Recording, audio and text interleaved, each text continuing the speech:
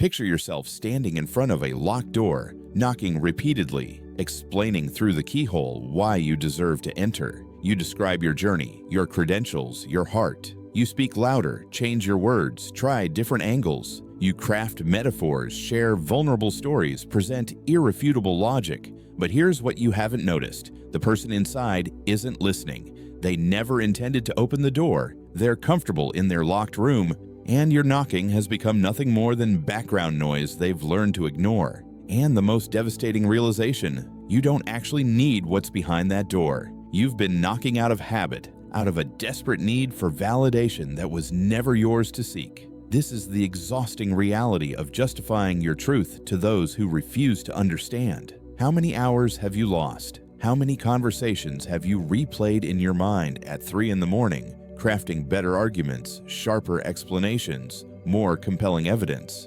How many relationships have become battlegrounds where you constantly defend your choices, your beliefs, your very way of being? How much of your precious life force has drained away while you tried to make blind eyes see? The uncomfortable truth is this: you are hemorrhaging energy into a void. Every justification you offer to someone who isn't ready to receive it is like pouring water into sand. It disappears without trace, without impact, without transformation. The sand doesn't become wetter. You simply have less water. And worse, this constant justification transforms you, not into someone stronger or clearer, but into someone diminished, someone fragmented, someone who has forgotten that their truth doesn't require an audience to be valid. This isn't about arrogance or closing yourself off from feedback. This is about recognizing a fundamental distinction, the difference between healthy dialogue and the soul-draining performance of constant self-defense. It's about understanding that some people aren't questioning your truth because they want to understand. They're questioning it because your truth threatens the carefully constructed fortress of their own beliefs. Your existence outside their paradigm is an inconvenience they need to neutralize. And the easiest way to do that is to demand endless justifications until you exhaust yourself into silence or conformity. The moment you understand this dynamic, everything changes. You stop being a defendant in a courtroom that only exists in your imagination. You stop preparing speeches for judges who will never rule in your favor. You reclaim the energy you've been bleeding out and redirect it toward actually living the truth you've been so desperately trying to explain. The psychological prison of perception. Let's explore why certain people cannot and will not understand you, no matter how articulate your explanation, no matter how patient your teaching, no matter how obvious your evidence. Human beings construct reality through filters built from experience, trauma, cultural conditioning, family programming, and ego protection mechanisms. These filters aren't conscious choices. They're psychological survival structures developed over decades, often rooted in childhood experiences that shaped how they see the world. When you present a truth that contradicts someone's core worldview, you're not just asking them to consider a different perspective. You're asking them to demolish their entire meaning-making structure and rebuild from scratch. For most people, this prospect is terrifying beyond measure. Their identity is woven into their beliefs like threads in fabric. To pull one thread would mean unraveling the entire tapestry of who they believe themselves to be. Consider the person who has spent 40 years believing that success requires suffering, that joy must be earned through pain, that rest is laziness, that struggle validates worth. They've sacrificed relationships, health, spontaneity, joy, all in service of this brutal equation. Their body carries the stress of decades of this belief. Their relationships bear the scars of it. Now you arrive, living proof that fulfillment can emerge from alignment and ease, that success can flow from joy rather than suffering. Your very existence is an indictment of their choices. To understand and accept your truth, they would have to grieve 4 decades of unnecessary pain.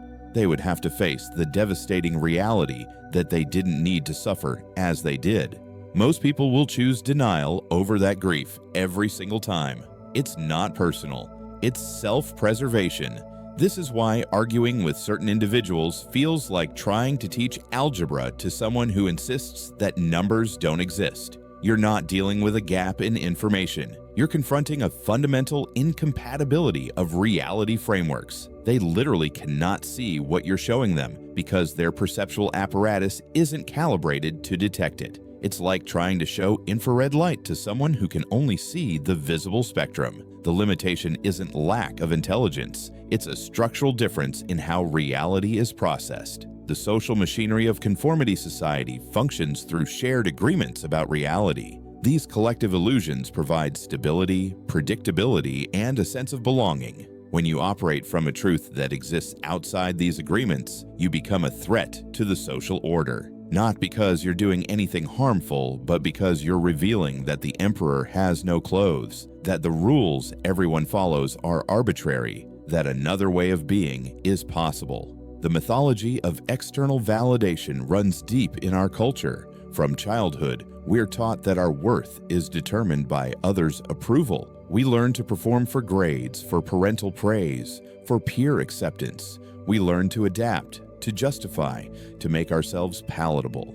This conditioning creates a population of people who've forgotten how to trust their own inner knowing, who've outsourced their sense of reality to external authorities and popular opinion. When you refuse to justify yourself, you're breaking an unspoken social contract. You're declaring that your internal authority supersedes external judgment. This is revolutionary, and revolution always faces resistance from those invested in the status quo. The people demanding your justifications aren't usually trying to understand you. They're trying to reinstate the social order you've disrupted by daring to trust yourself more than you trust their opinions. The myth that needs debunking is this: if I can just explain it clearly enough, they'll understand. This belief keeps you trapped in an endless cycle of explanation, always one more conversation away from breakthrough that never comes. But clarity isn't the issue. Willingness is. Some people prefer their comfortable misunderstanding to an uncomfortable truth. They prefer the familiar cage to the terrifying freedom you're offering through your example. The invisible toll of constant justification. Every time you justify yourself to someone who isn't genuinely seeking to understand, something inside you diminishes. Your energy, that finite, precious resource, depletes. But the damage goes deeper than mere exhaustion. Chronic self-justification fundamentally rewires your relationship with your own truth. You begin to measure your choices against others' potential reactions. Before making a decision, you preemptively construct defenses. Your inner voice becomes an imagined courtroom where you're perpetually on trial. You catch yourself explaining your choices even when no one asked. You second-guess your clearest knowing because someone might question it. This is no way to live. This is not freedom. This is a prison of your own making, with bars constructed from other people's potential judgments. Real-life examples illuminate this pattern with painful clarity. Think of the artist who spent 20 years explaining their unconventional career choice to family members who valued only traditional success markers: stable jobs, predictable income, respectable titles. No amount of explanation bridged the gap. The artist showed them reviews, awards, the profound impact their work had on others. None of it mattered. The family couldn't see art as legitimate work because their worldview contained no category for it, no framework that validated creativity as valuable unless it produced conventional wealth. Meanwhile, the artist's creative energy was constantly diverted into defense mode rather than flowing into creation. 20 years of conversations that changed nothing except the artist's own confidence, slowly eroded by the endless need to justify. Or consider the person who chose a non-traditional relationship structure after years of unfulfilling monogamy. They spent countless hours carefully explaining their choice to friends and family, sharing research on ethical non-monogamy, demonstrating their happiness and the health of their connections, addressing every concern with patience and data. Years of careful explanation, and yet nothing changed. Those who viewed deviation from monogamy as moral failure remained unmoved, their positions protected by walls of cultural conditioning and religious programming. The explainer exhausted themselves while the judges sat comfortable in their certainty, never for a moment considering that their framework might be limited rather than universal. Or the parent who chose an alternative education path for their child, Homeschooling, unschooling, democratic schools, constantly defending against an onslaught of concerned trolling questions. What about socialization? What about college? Aren't you ruining your child's future? Meanwhile, the child thrives, learns voraciously, develops genuine confidence, but the evidence doesn't matter because the questioners aren't actually concerned about the child. They're uncomfortable with someone making a choice that implies their own choices might not be the only valid ones. These aren't failures of communication, they're mismatches of readiness. The listeners weren't prepared to receive what was being offered, and that's not the speaker's responsibility to fix. You cannot force readiness. You cannot argue someone into awakening.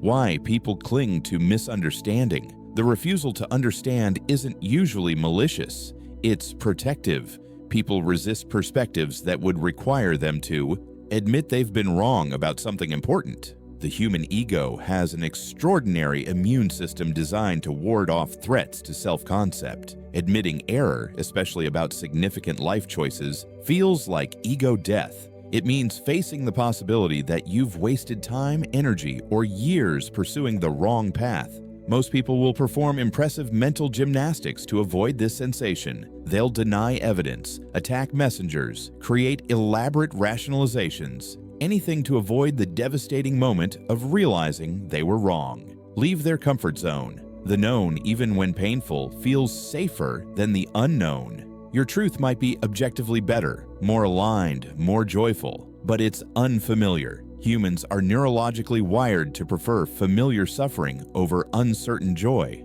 The neural pathways of familiar patterns are deep grooves in the brain. New patterns require energy to forge. For many people, this energetic cost feels too high, even when staying stuck causes ongoing pain. Take responsibility for change. Understanding your truth might obligate them to change their own lives. If they accept that healing childhood trauma is possible, they can no longer use that trauma as an excuse for their behavior. If they acknowledge that their relationship is unfulfilling, they might have to leave it or do the hard work of transformation. If they admit that their job is soul-destroying, they might have to take the terrifying step toward something unknown. It's easier to dismiss your truth than to face their own crossroads. Your liberation holds up a mirror to their captivity, and most people will smash the mirror rather than examine what it reveals.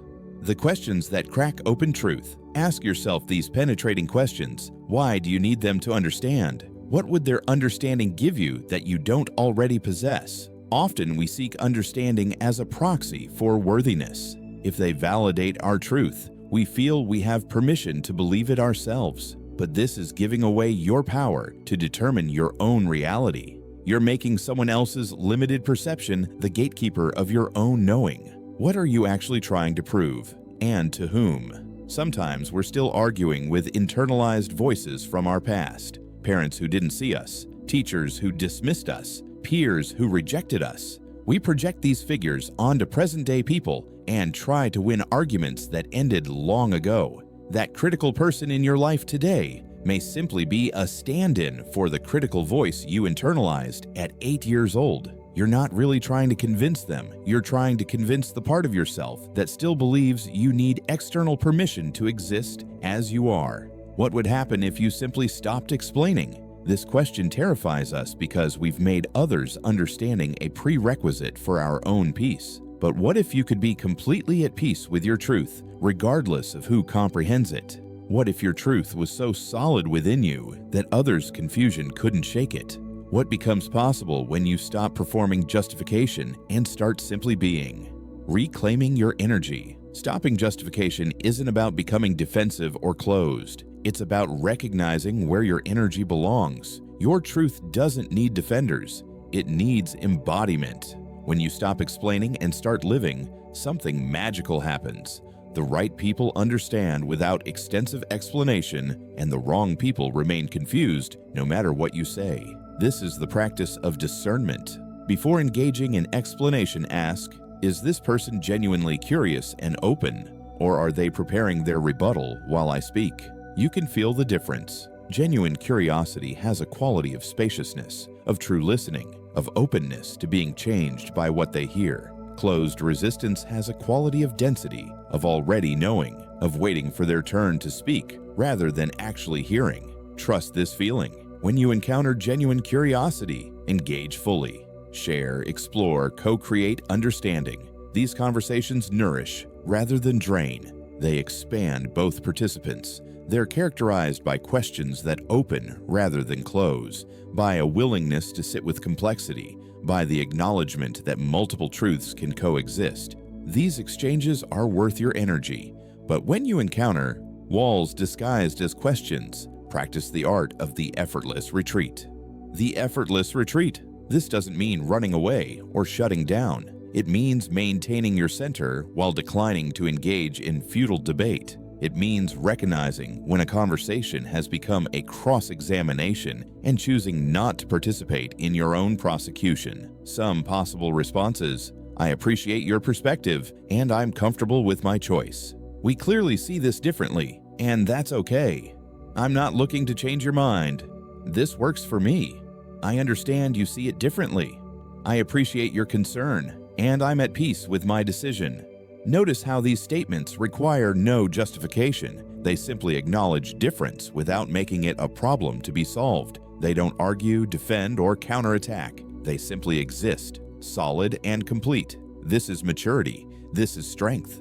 This is what it looks like to be internally referenced rather than externally validated. The effortless retreat is rooted in a deep knowing. I don't need your agreement to proceed with my life. Your understanding is not a prerequisite for my forward movement. I can respect your perspective while remaining unmoved by it. Your confusion about my path doesn't create confusion within me about my path. Establishing sacred boundaries. Your truth is sacred territory. Not everyone deserves access to it. Just as you wouldn't invite strangers into your home to critique your furniture arrangement or demand justification for your decorating choices, you don't need to invite everyone into your inner world to judge your life choices. Boundaries aren't walls, they're filters. They determine what gets your energy and what doesn't. A healthy boundary around your truth might sound like, I don't discuss my decisions with people who've already made up their minds about them, or I share my journey with people who are genuinely interested, not with people looking for ammunition. This isn't about being secretive or superior. It's about energy stewardship.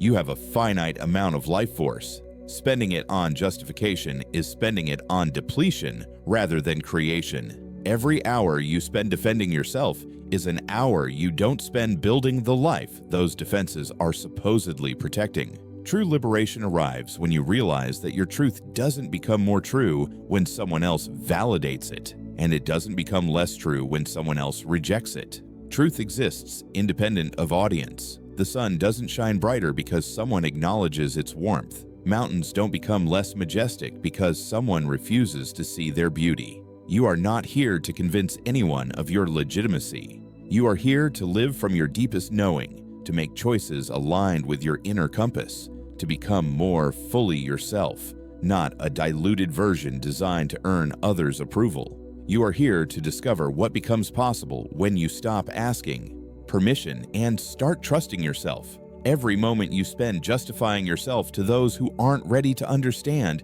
is a moment stolen from your actual purpose. What could you create with that reclaimed energy? What joy could you experience? What growth could you embody? What contributions could you make? The hours you've spent explaining yourself could have been spent building, creating, loving, exploring, becoming. The people who are meant to understand you will understand you with minimal explanation. They'll recognize your truth because it resonates with something in their own knowing. They won't need you to defend it because they're not attacking it. They see your authentic expression as permission for their own, not as a threat to their worldview. These are your people. Invest your energy here. Water the gardens that bloom, not the concrete that rejects every seed. As for the others, those who question, criticize, misunderstand, and refuse to see, wish them well and move forward. Their inability to comprehend your path says nothing about the validity of your path. It speaks only to the incompatibility of your journeys. They're on a different mountain, viewing a different landscape, working with a different map, and that's perfectly fine. When you stop justifying yourself, you stop living in reaction to others' limited perceptions. You stop contorting yourself into shapes that might earn approval. You stop exhausting yourself in a performance that has no audience capable of appreciating it. You stop fragmenting your energy across 1,000 imagined courtrooms. And in that stopping, you find the most profound freedom, the freedom to simply be who you are, to live your truth unapologetically, to let your life be your answer to all the questions you once felt compelled to address with words. Your truth doesn't need your defense. It needs your devotion. It needs you to live it so fully that explanation becomes irrelevant. It needs you to embody it so completely that your very presence becomes an invitation, not through argument, but through the undeniable power of authentic alignment. Stop knocking on closed doors. Turn around. Notice the open field behind you, vast, waiting, full of possibility. Notice the people already standing there, not demanding explanations but offering recognition. This is where your energy belongs. This is where your life begins. This is where you stop performing and start being. The greatest gift you can give yourself is the permission to exist without justification. The greatest gift you can give the world is the model of someone so rooted in their truth that others' opinions become irrelevant noise rather than determining factors. When you stop justifying yourself, you start living your truth. And that truth, lived fully, becomes an invitation to others, not through explanation, but through the undeniable power of authentic embodiment. You become living proof that another way is possible. And for those ready to see it, that's all the justification you'll ever need.